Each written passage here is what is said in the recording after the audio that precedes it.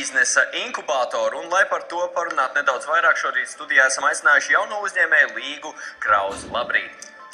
Kāds tieši pasākums šodien notiks saistībā ar biznesa inkubātoru? Šodien 3:30 sadarbībā ar LIA un Biznesa augstskolu Turība noslēdza šis mentoringa pasākums, kurā tādi drosmīgākie un veiksmīgākie uzņēmēji, pārliecinātākie, kas tika pie saviem mentoriem, 3 mēnešu garumā varēja, cik nu ir iespējas jautāt un prasīt saviem gudriem mentoriem padomus un dažādas citas lietas. Un šodien šis pasākums tā kā noslēdzās.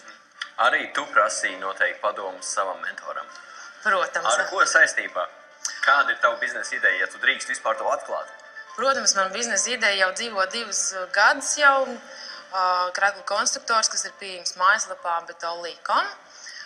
Esmu šī zīmola idejas autora un ar šo ideju arī gāju šo mentoringu pasākumu. Savam mentoram, protams, prasīja daudz un dažādas interesantas jautājumus, kā virzīties un kurš ceļš labāk ejams un dažādi šie ekonomiskie jautājumi, kuru man kā juristam līdz šim nebija daudz, tā kā viss skaidrs.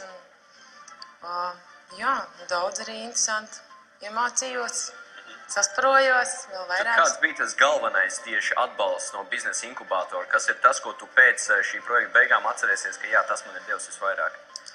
Šis cilvēks, kuram ir liela pieredze un kurš jau ir lielam procesam izgājis cauri, tas ir svarīgi, kad dod praktiskas zināšanas, nevis teorētiskas zināšanas.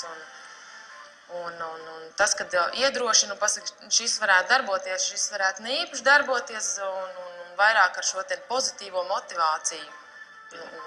Visnotaļ ir kaut kādas vairākas lietas, kuras tādas lielākas pavīd uz priekšu. Tieši tā, pavīd uz priekšu, lielāks grūdienas un lielāka drosme un skatīties. Tas lielākais iegūms un ir nevis, kā es līdz šim skatījos tā, ok, šeit un tā un darbojamies. Bet mentors tādu lielāku grūdienu, tā kā no vanšu tilta.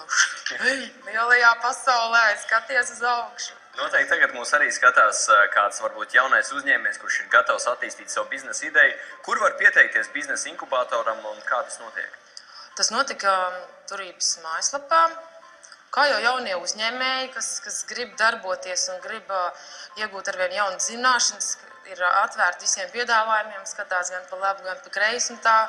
Tā sanāca, ka es tur tiku šajā programmā. Cik ilgi norisinās šāda programma? 3 mēneši.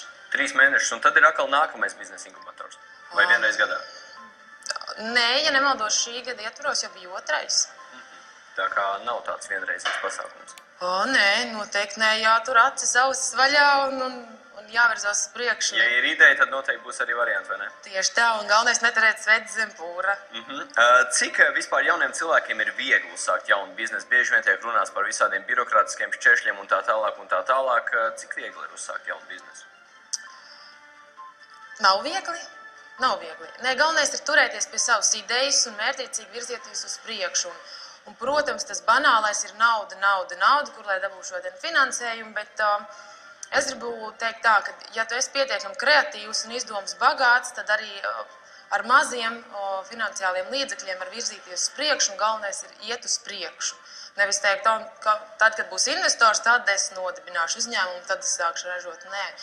Vajag pamazām, vienu solīt pie otru solīt, un tad jau sanāks deja. Kādas ir tās, varbūt, 3 galvenās lietas, kas tagad katram jauniem uzņēmējam un katram potenciālajiem uzņēmējam būtu sev jāiegaumē un jāpaturprātā? 3 lietas, lai es attīstītu savu biznesu. Drosme, neatlaidība un mērķtiecība. Nu tad ar šādām idejām un šādu novēlējumu visiem drosmi, neatlaidību un mērķtiecību noslēgsim arī šo sarunu. Paldies un lai tev veicas arī tavā biznesā. Paldies! Super, paldies!